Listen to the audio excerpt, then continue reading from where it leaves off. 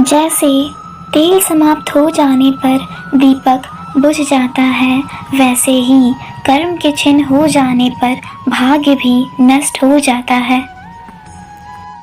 एक गांव में राज और मनोज नाम के दो मित्र रहते थे। राज भाग्य पर भरोसा किया करता था और मनोज मेहनत करने पर भरोसा रखता था।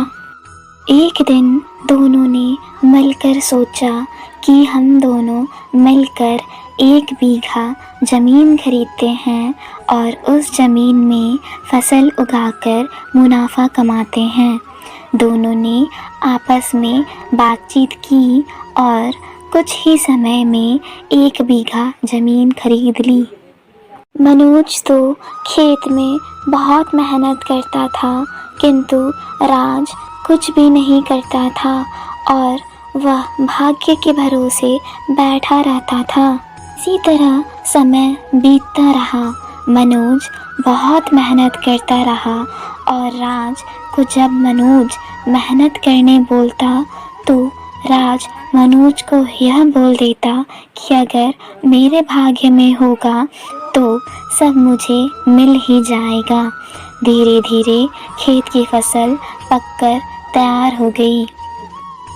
राज और मनोज दोनों ने बाजार में जाकर इसे बेच दिया और उन दोनों को इसके अच्छे पैसे भी मिले। घर वापस लौटते समय मनोज ने राज से कहा कि इस पैसे में से ज़्यादा हिस्सा मुझे मिलेगा क्योंकि मैंने ज़्यादा मेहनत की है। मनोज की बात सुनकर राज बोलने लगा कि नहीं, इस पैसे का बराबर हिस्सेदारी होगी और इसी बात पर दोनों का झगड़ा हो गया। अब दोनों इस पैसे के बंटवारे के लिए गांव के सरपंच के पास पहुंचते हैं। गांव के सरपंच ने दोनों की पूरी बात सुनी और दोनों को 1-1 बोरी गेहूं दिए जिसमें कंकड़ मिले हुए थे। सरपंच ने कहा, कल सुबह तक तुम दोनों को इसमें से गेहूं और कंकड़ अलग करके लाने हैं, तभी मैं निर्णय करूंगा कि इस पैसे में से ज़्यादा हिस्सा किसको मिलेगा।